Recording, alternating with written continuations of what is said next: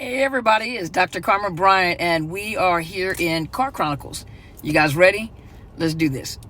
So a lot of you that are viewing or subscribers to my channel have come out of situationships. You've come out of toxic relationships, you've come out of abusive relationships, and a lot of you have come out of narcissist relationships. Not all relationships are with narcissists, but you have come out of some toxic relationships.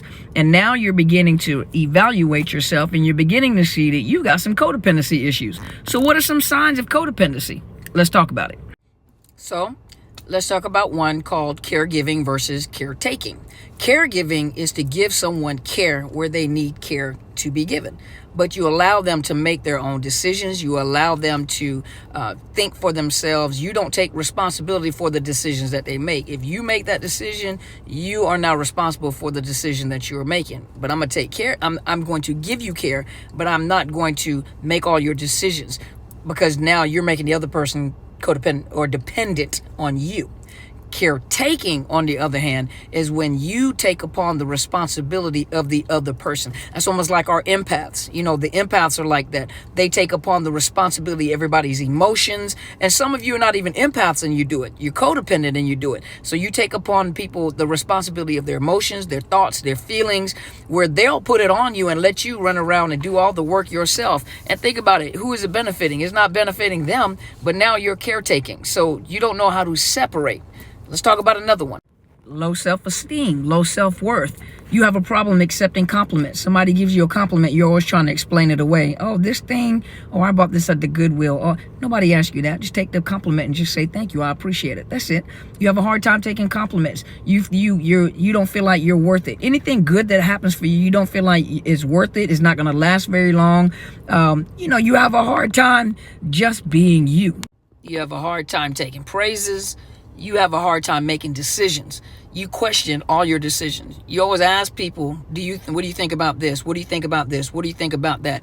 You'll go by other people's opinions versus your own opinions about the decisions that you're making. That leads into people pleasing. You're more concerned about what other people think about you. So you have a hard time making decisions because you're afraid that you're going to disappoint other people. Everything that you do is not going to make everybody happy, even when it's concerning yourself. And when people are abusive and controlling, when you take control of yourself and you put up boundaries, that's another one. When you put up boundaries, people get offended at the fact that you don't let them run over you. But the problem is that you're more concerned about what people think about you because of your low self-esteem. You feel better if you can get, the compliments or the approval of other people. Go to part 2. All right, this is Dr. Carmen Bryant in Car Chronicles. This is part 2. We're talking about after the abuse, after narcissist abuse. We're talking about codependency. And so in part 1, I went over a few things to recognize codependency. Let's keep going. So those people that are codependent also notice that they have no boundaries, very weak boundaries. Your no doesn't mean no, and people can easily persuade you or manipulate you to get you to change your mind about your no. It feels like you have no power. You feel bad telling people no. You literally get an emotional reaction behind saying no because you're afraid of hurting somebody's feeling. They're not afraid of taking advantage of you, but you're afraid of hurting someone's feeling. You don't have any boundaries, so you let people push your boundaries all the time. And you feel bad about it because you're doing things that you know that you didn't want to do, that you really disagree with. So you find yourself doing things that you don't agree with, and then you're upset because you have no boundaries. Another thing is that you have a need to be needed. That's why the very first video talked about the caretaking versus the caregiving, right? But as a caretaker, you have a need to be needed. Have you ever watched My 600-Pound Life? My 600-Pound Life, you're dealing with a bariatric patient, a patient that's getting ready to go through bariatric surgery, but you notice they have a very low self-esteem. They can't do anything for themselves. They have a lot of health issues, and a lot of times you see them with a spouse or a loved one or a family member that is assisting them. Well, that family member is codependent on that patient, because as long as that patient is sick and incapable of doing for themselves, they feel value. So some of you only feel value when you can do something for someone that can't do for themselves. The moment those people start losing weight and get their independence back and get their self-esteem and confidence up and get jobs and are mobile, you notice that a lot of times they get a divorce. The person that are with them, they start having arguments. They can't be together anymore because that codependent person has lost, it feels like they're losing their power. I'm losing the power because you don't need me anymore. So they have an insatiable appetite. They have a need to be needed.